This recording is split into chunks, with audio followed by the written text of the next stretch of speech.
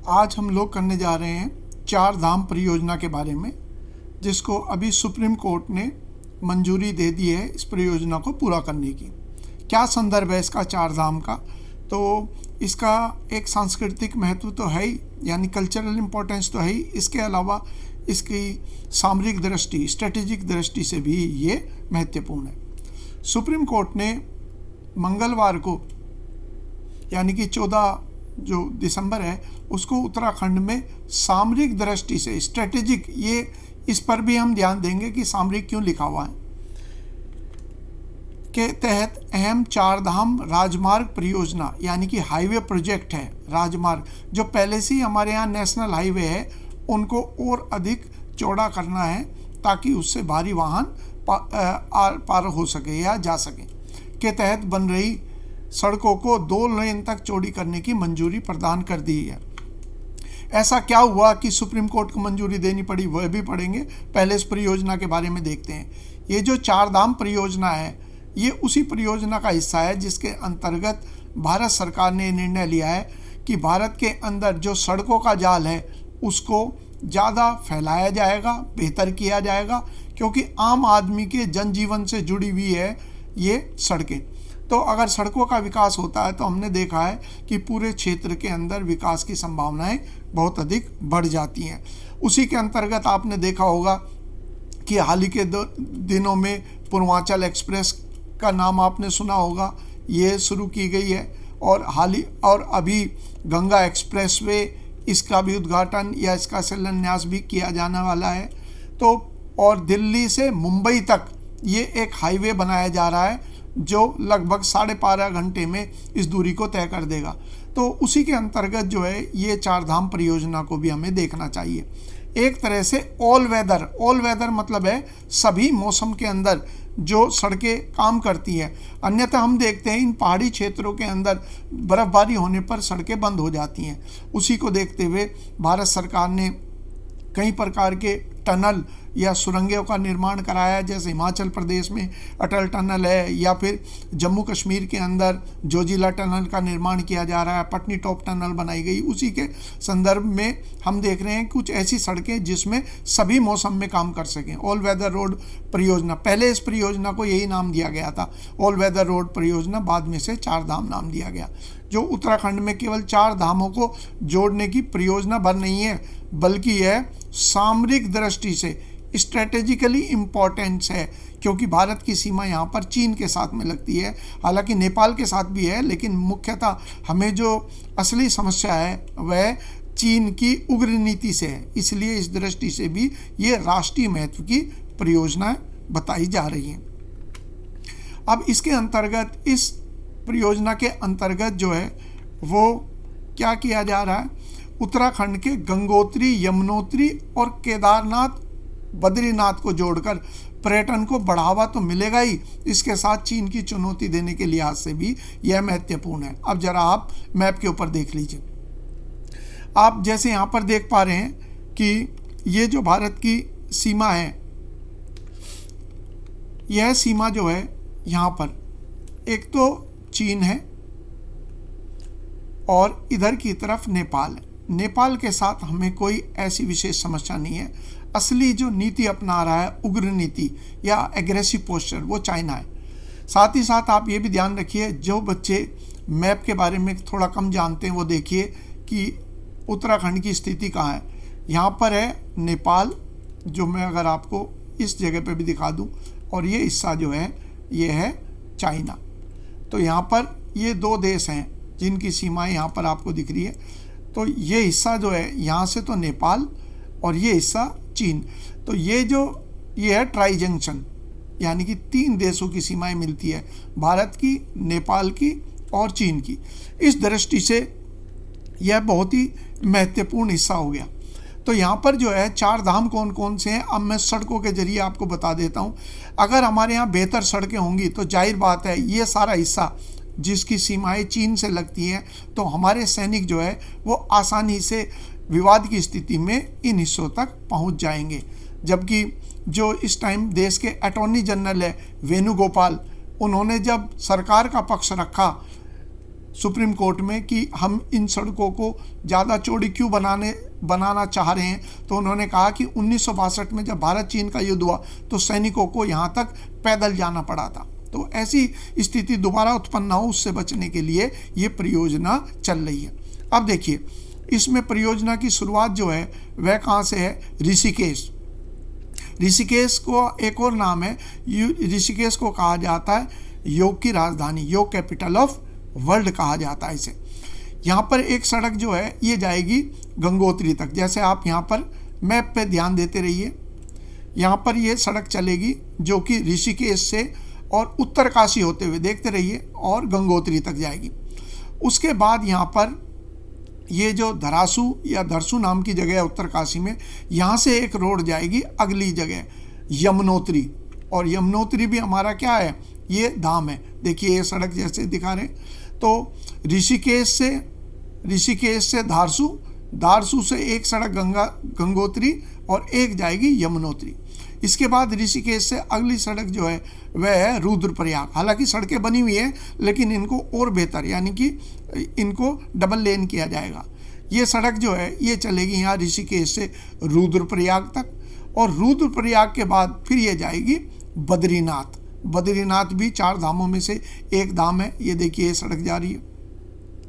इसके बाद रुद्रप्रयाग से एक और सड़क जाएगी जो जाएगी केदारनाथ, ये भी हमारा धाम है। तो इस प्रकार से ये जो चारों धाम है, जिसमें जो यहाँ पर देखिए, इससे आपको यमुनोत्री, गंगोत्री, केदारनाथ और बद्रीनाथ, आपको मैंने जब एक वीडियो आपको दिखाया था उत्तराखंड का, वो जरूर देख लीजिए। तो उसमें बद्रीनाथ जो है ये तो है किनका धाम?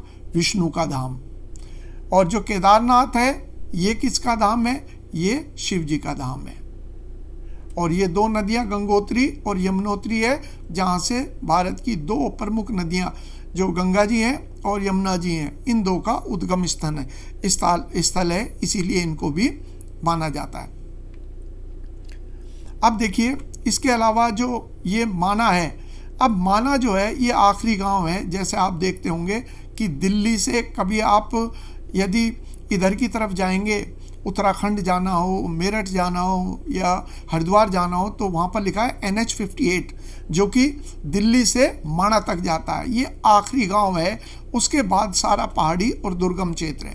तो अगर हमें, और ये माना कहाँ पर पड़ता है? बद्रीनाथ से ऊपर।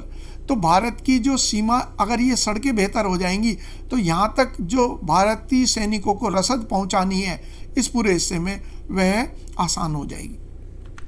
इसके अलावा इस परियोजना का एक हिस्सा और है, नीचे की तरफ देखिए, यहाँ पर ये टनकपुर है चंपावत डिस्ट्रिक्ट के अंदर।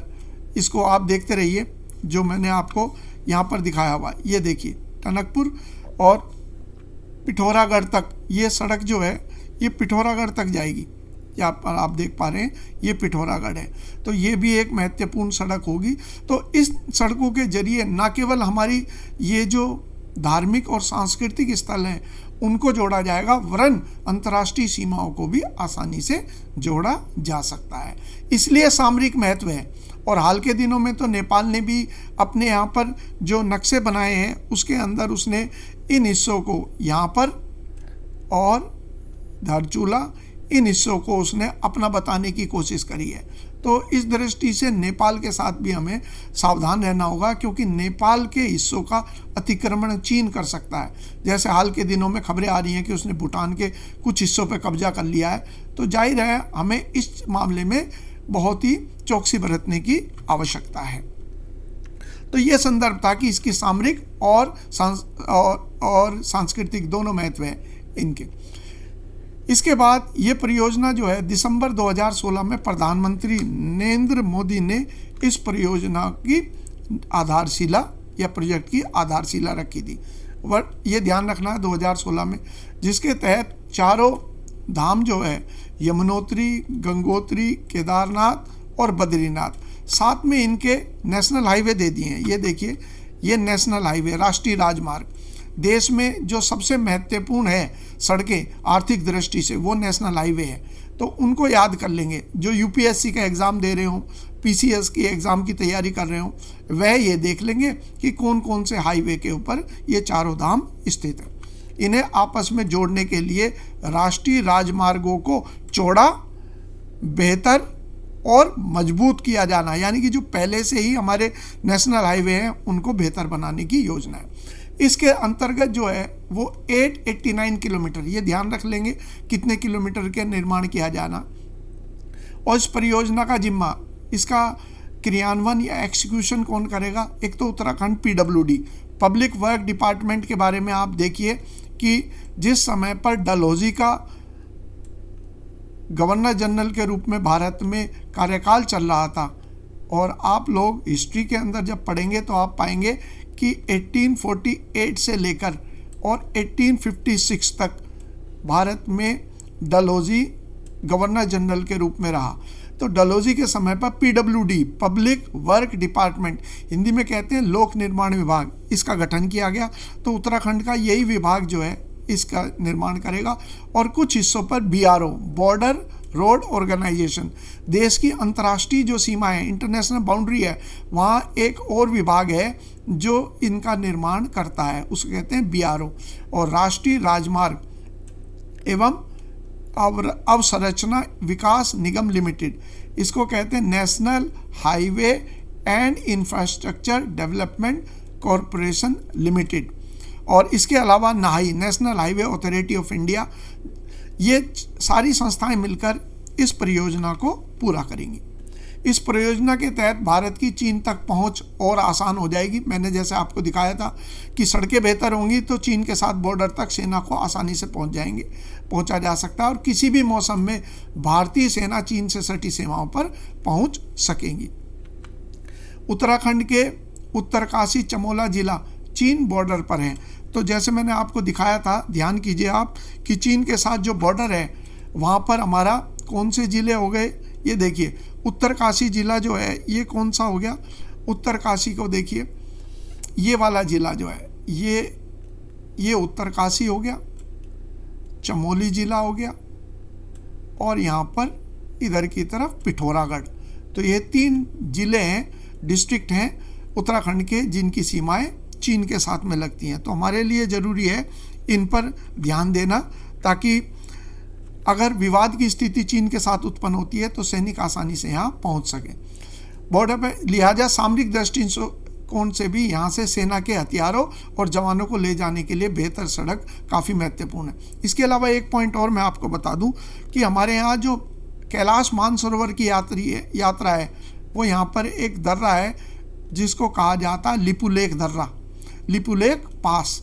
ये लिपुलेख जो है ये इस दृष्टि से भी महत्वपूर्ण हो गया कि हमारे यात्री जो हैं सुरक्षित कैलाश मानसरोवर, जिसके जो कहाँ पर पड़ता है, चीन के अंदर, चीन का जो तिब्बत है उसके अंदर ये स्थित है। तो यानी कि हमारी कैलाश मानसरोवर की जो यात्रा है उसे सुगम बनाने के लिए भी इन सड़कों का निर्माण जरूरी है। अब आगे पॉइंट दे दिया, टैंक, रॉकेट लॉन्चर और तोप ले जाने वाले ट्रकों को इन सड़कों से गुजरना पड़ सकता है, इसीलिए सड़क की चौड़ाई 10 मीटर की जानी चाहिए। ये सरकार का पक्ष था, उनका ये मानना था कि इसलिए हम सड़क चौड़ी करना चाह रहे हैं ताकि ये जो बड़े बड़े हथियार हैं जिनको लेकर जाना पड़ सकता है सेना को, उसके लिए कम से कम इसकी चौड़ाई 10 मीटर होनी चाहिए। सुप्रीम कोर्ट ने मंगलवार को जो उत्तराखंड में सामरिक दृष्टि से परियोजना है चार धाम, इसे 2 लेन तक चौड़ी करने की मंजूरी दी है।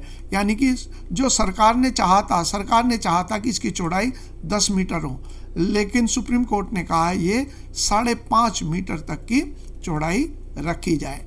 उसके पीछे कई कारण उन्होंने बताए हैं, वो मैं अभी जिक्र करूँगा।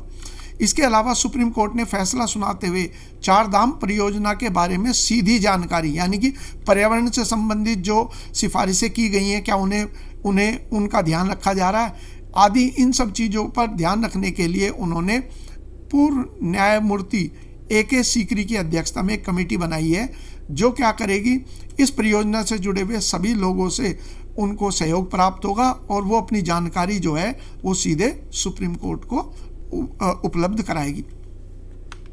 तो ये ध्यान रखना AK सीकरी की अध्यक्षता में। अब सुप्रीम कोर्ट में मामला क्यों पहुंचा था, ऐसी क्या बात हुई? देखिए, जैसे मैंने आपको बताया कि सरकार ने चाहा था कि 10 मीटर तक ये चौड़ी सड़क बनाई जाए, लेकिन इसके लिए इन पहाड़ों को और पेड़ों को बड़े पैमाने पर काटा जाना था। चौड़ी करने का मतलब था जो पहले से ही सड़कें थी उन्हें अगर बढ़ाया जाएगा तो एक तरफ तो खाई रहती है पहाड़ों में और एक तरफ पहाड़, यदि पहाड़ों को काटा जाएगा तो संवेदनशील होने के कारण इस क्षेत्र में पर्यावरण का संकट पैदा होता है। इसीलिए गैर सरकारी संगठनों ने इसके विरोध में सुप्रीम कोर्ट में याचिका, एक पिटीशन दायर करी और सुप्रीम कोर्ट ने वर्ष 2009 में प्रोफेसर रवि चोपड़ा, ये ध्यान रखना है, प्रोफेसर रवि चोपड़ा की अध्यक्षता में एक 50 मेंबर हाई पावर कमेटी, उच्च स्तरीय समिति का गठन किया और उसे कहा गया वो इस चीज के बारे में बताए कि सरकार जो ये निर्माण कर रही है वो किस दृष्टि से, पर्यावरण की दृष्टि से कितना नुकसानदायक है। तो उसने भी अपनी सिफारिश करी। इस कमेटी ने कहा कि सड़क की चौड़ाई 10 मीटर की जगह 5.5 मीटर रखने का उसने सुझाव दिया। उसके अनुसार सड़क की चौड़ाई यदि 5.5 मीटर, यहाँ पर 5.5 मीटर रखी जाती है तो उसका ये मानना था कि इससे 70 से 80% नुकसान कम किया जा सकता है। तो ये इसका संदर्भ रहा जो ये सुप्रीम कोर्ट का फैसला था। आप लोगों को यदि ये वीडियो पसंद आती है तो इसे शेयर, लाइक ज़रूर कीजिए और जिन लोगों ने मेरा चैनल सब्सक्राइब नहीं कर रखा वो सब्सक्राइब अवश्य करें। और ये जितना मटेरियल मैंने आपको यहाँ पर पढ़ाया है वो आपको PDF की फॉर्म में 1-1.5 घंटे के बाद में उपलब्ध करा दूँगा।